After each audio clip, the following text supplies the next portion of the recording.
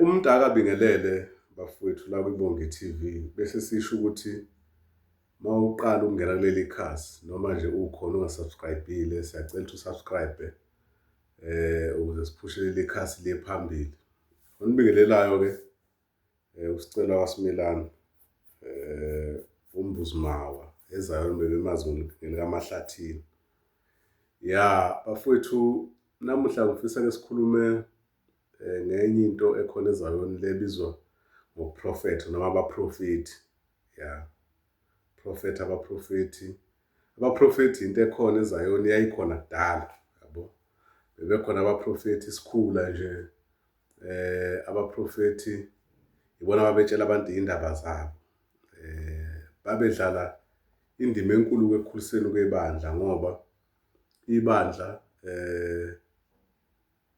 likhula kwakuthiwa likhuliswa ngokamoya likhuliswe nangezwi ya. So ngapha kwezikamoya-ke abaprofeti bona bebedlala indima enkulu even enyameni ngoba lo ukuthandazela abantu ukusindisa abantu sikhule sikholelwa ukuthi umsebenzi wabaprofeti loyo. So-ke abaprofeti kwakufanele kube abantu abanomoya. Ungamane ube umprofeti nje noma ngabe kuthiwa ubani sobonakala sowumprofeti, especially kwelethu ibandla kwakuyibandla lomthetho. Ubungabonakali nje ube umprofeti lo wokudlala. Fanele uma uba umprofeti kube ukuthi ngempela umoya ngempela ukwehlele. Kwakuthiwa-ke ukwehlelwa umoya. Ya, uma wehlelwe umoya ubonakala ngani? Ubukhuluma ngezilimi ukhulume ngezilimi uvuke umoya bese uyakwazi ukuthi uprofethele abantu, utshela abantu iy'nkinga ezibakhungethe, ukwazi ukuthandazela abantu, ukwazi nokwenza iwasho. Umsebenzi wabaprofeti bekuyiloyo ezayoni. Kwakuwumsebenzi omuhle yabo, especially uma usakhula usesemncane uyalibona igxathu nebanga elihanjwa abaprofeti esontweni nje noma ngabe kuthiwa yiliphi isonto. Kwakuthi noma makuzobhalwa abaprofeti angithi bona bayabathandazi, babizwa nangabathandazi. Bese beya makuzobhalwa ey'kolweni bathandazele abantwana yabo. Njalo mase kuzophuma inkonzo futhi kuthandazela abagulayo njalo njalo. Kodwa-ke into ekhona njengoba kuyo yonke indawo nakuwo wonke amabandla into inobuhle inobubi bayo yabo. Ezayoni nje ngiyakhumbula ukuthi abantu abaningi babekuthanda ukuprofetha nesasikhula nabo. Mina-ke njengoba ngisho ngithi mina ngikhule ngisonta njengoba ngike ngasho ngathi into eyenza ukuthi ngisonte ingoba vele ekhaya umuntu wayesikhulisa wayesonta. Kodwa ngangesuka umuntu nothanda ukugxumela izinto nothanda ukuy'bandakanya ey'ntweni ngaba ziyikhundla kungaba ukufuna ukuba umprofeti nokufuna ukuhamba nje amabanga amade nje ukuthi uthole okungale ngenkolo. Hhayi mina bengiba umuntu nje oparticipate-ayo general nje esontweni yabo. Ingakho nesikhundla sokuba unobhala angisalanga ngoba umkhulu wayenginika, kodwa angifakanga i-effort yokuba unobhala up until ababenomdlandla wakho ukuba unobhala basithathe leso sikhundla bahamba naso. Sagcina nje futhi nodadewethu ongilamayo esesiphethe leso sikhundla leso, ngahlala nje nganasikhundla. So-ke njengoba ngisho njalo abaprofeti-ke nabo isikhathi esiningi nabo bebewamosha amabandla ngoba abaprofeti bebenalento yokuthi ngoba uyaprofetha ebese ecabanga ukuthi naye angakha ibandla lakhe yabo. Naye angavula elakhe ibandla ngoba ebuka ukuthi mhlawumbe ayine-following isekhona. Ngoba baningi abantu abenze lawo maphutha. Ngabala abantu o-chorus leader bawenzile lawo maphutha la ukuthi ngoba umuntu usebuka ukuthi uthandwa kangakanani ebandleni bese eqembula ibandla aphume nabantu. Ifika into yakhe uma ethe izama le ifika ngayiphambili. Nabaprofeti baningi abakuzamile lokho. ngoba enye into ebakhona ebengiyibuka kungesikho ukuthi mhlawumbe emasontweni kuphela umuntu uma esekhula noma esebona ukuthi i-effort yakhe yenza umehluko ongakanani kuleso sikhungo noma kuleyo organization noma kulelo bandla ube eseba nalento yokuthi sekufanele athole isikhundla esingconywana yabo sekufanele athole ilokhunja naye impulampula noma ini yokuthi akhule naye abonakala aziwe ngoba abantu bayafisa ukuba abafundisi bayathanda ukuba abafundisi abantu kodwa mawuthi uyabheka elokhunjeni eBhayibhelini lezi zinto zayihlukanisiwe kwakukhona abapristi babenza umsebenzi wepriesthood elokhunjeni kwakwamaLevi ngokwenkolo yakwa-Israyeli bese beba khona-ke nabaprofethi uma ungakhumbula nje ukubalula abanye babaprofethi babefana no-Eliya yabo kwakwabaprofethi labo babengebona abapristi so-ke noNathan umprofethi kalokhunja kaNkulunkulu owayekhona ngesikhathi senkosi uDavida so ngokungaqondi abantu abaningi uyebona ukuthi uma umprofethi naye fanele aphinde futhi azoba angene kwi-priesthood asebenze imisebenzi yamaLevi yabo kodwa mhlambe-ke izinto zenzeka ngendlela ezenziwa ngayo ngeke nathi siphike ngoba asikogodile kweze-theology kodwa nje mangikubuka generally ngiyimi ngangubuka nje ukuthi mawuba umprofethi phela yiba umprofethi musukuba umprofethi ofuna ukuba umfundisi ofuna ukuthi aphinde azahoba umdikoni azahoba ubishop yabo wonke lawo ma-titles ngoba mawukuthi siyahlehla siyabuka ukuthi umprofethi njengomprofethi uSamuel umprofethi uNathan akaze baba amakhosi babephusha nje umsebenzi woprofeta ukuthi spiritually baguide isizwe noma ibandla bese kuthi physical amalokhunja abapriest kwakuLevi bona babelokhunja benza izinto physically behlanganisa abantu noNkulunkulu yabo so-ke nakhona-ke la eZayoni abaprofethi abaningi bagcina bevula amabandla namabandla abo afa yabo because uyalivula ibandla theologically you are empty yabo wena uzama ukusifanisa nomfundisi mhlawumbe yena oyinikelayo ekuthenini afundise abantu ngezwi wena unakho uvula ibandla okuzosondwa kulo 6 hours kudresswe 5 hours yabo thola ukuthi kuvula inkonzo 30 minutes kuvula izwi for 30 minutes ibandla lakho licollapse yabo izinto ezenzakele lezo abaprofethi baningi bezama ukuvula amabandla abehlula amabandla baningi abaprofethi abazama ukuthi bafuna ukukhushula ezikhundleni yabo befuna ukubamba ngapha nangapha bawabhedliza amabandla yabo so-ke ziningi izinto ebezenzeka ukuthi abantu bazenza ngani ngokungaqondi yabo and abaprofethi futhi kuhambe kwahamba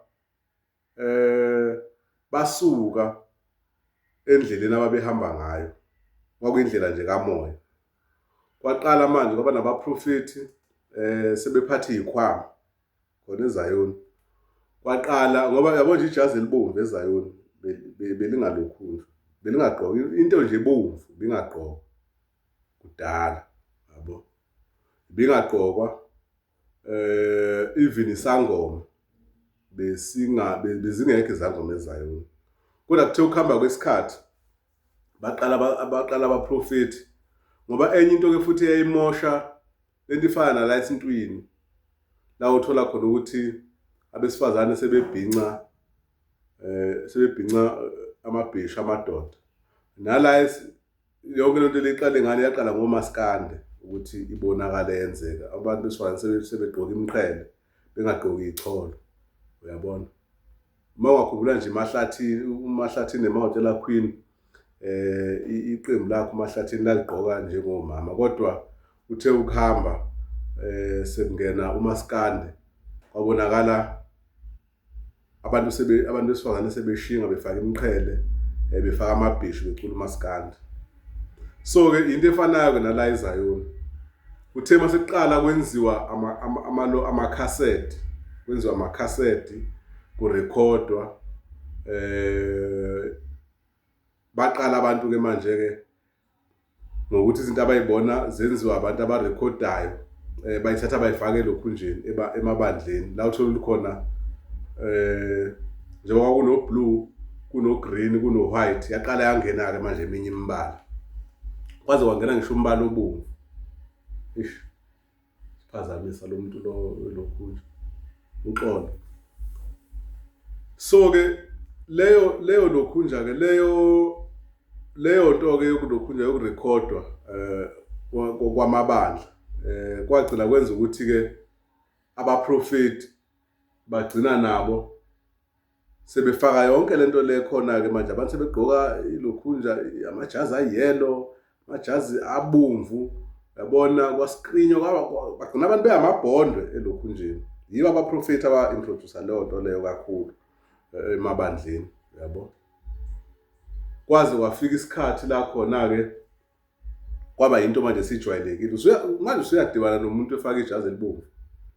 Kwakuyinto le yayikhona futhi kumaJerikho le jazi elibomvu. EZayoni nje ayingekho into yejazi elibomvu, nombala obomvu, ngisho ingane yesontweni yayingayifaki into ebomvu.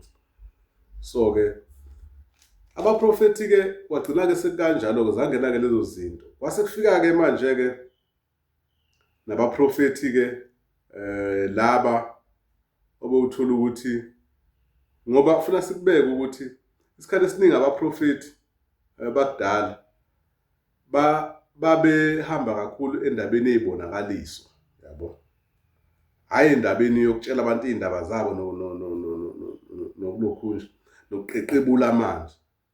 Imvamisa isikhathi esiningi into yakhona yayihamba ngey'bonakaliso. Kusuke umprofeti mhlawumbe ebandleni elithize kwenye indawo afika lethe isibonakaliso, yabo, ebandleni, yabo, noma afike afuna umuntu othize, afika asho isibonakaliso salowo muntu loyo. Into eyayenzeka, kodwa sekuhamba-ke abantu basebegxila manje lokuthenini bafuna ukutshelana iy'ndaba zabo-ke manje, yabo. Ya, uthi umoya wathi umuntu, kodwa ngathi kodwa yabo sebetshelwa abantu. Umuntu asho impela phakathi esontweni ngathi ngiyabuza ezulwini wathi umuntu, yabo. Uthi ubebuza ezulwini kodwa manje umuntu uthi.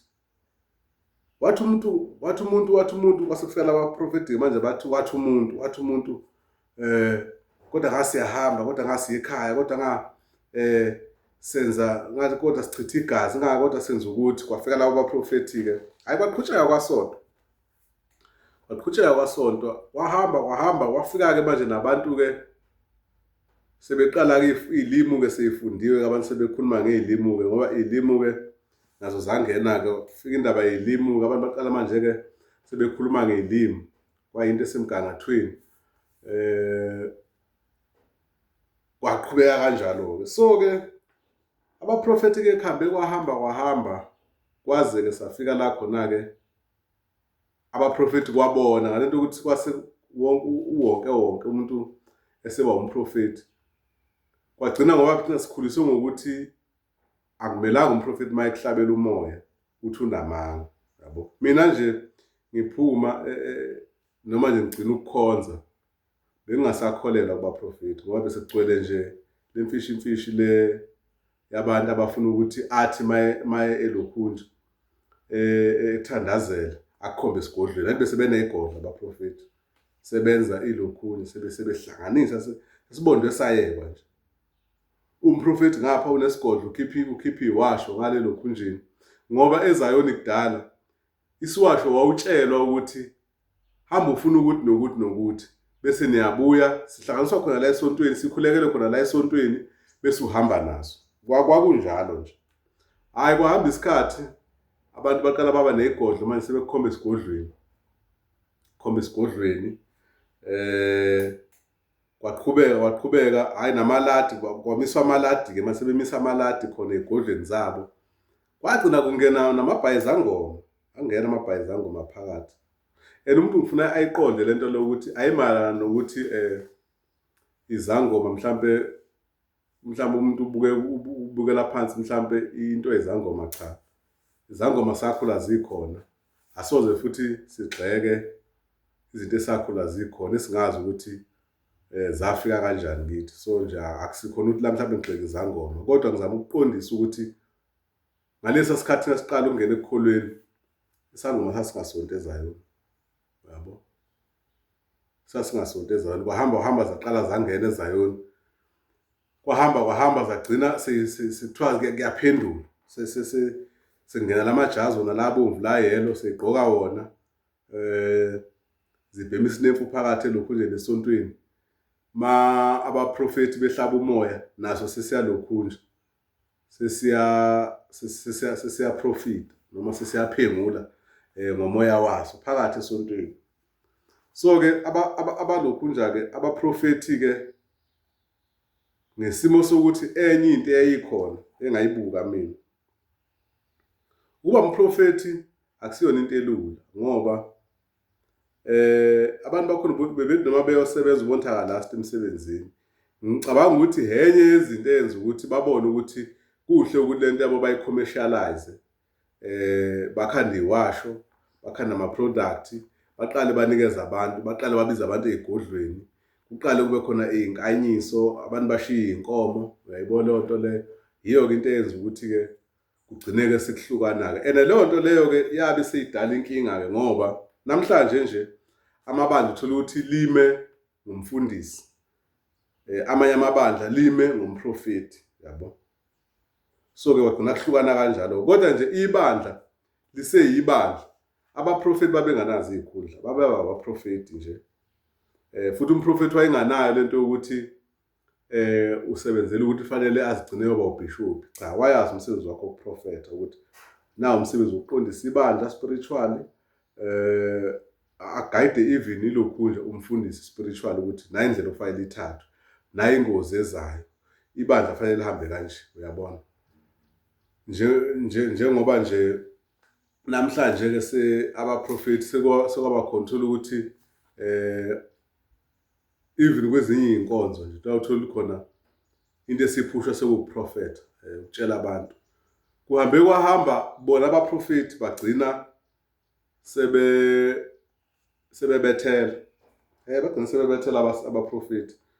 Sekuthiwa hayi kufuna sizobethela kodwa sizobethela ngesinkonzo. Bephatha idwedwe, kuphatha idwedwe. Kubethela-ke futhi ngikubone konke-ke mina from enyangeni, ezangomeni, kuya khona lokhu kwenkonzo. Afika umuntu nenqwaba yamakhandlela nenalithi, athi uzobethela ekhaya. Nimba imigodi, asike indwangu afake lapha, enza ukuthi nokuthi kuthiwa kuyabethela, ubethela yena, kuthiwa ubethela ngesinkonzo, yabo. Into eyayingekho yonke leyo nto leyo. Yini? Kuthe mase kuhlangene sekufike lezangoma, sekufike konke, baqala abaprofethi nabo baphuma endleleni manje. Sebenza ezinye izinto obonayo ukuthi cha lezi-ke bezingekho-ke ezayo ngalesa sikhathi. So-ke abaprofethi-ke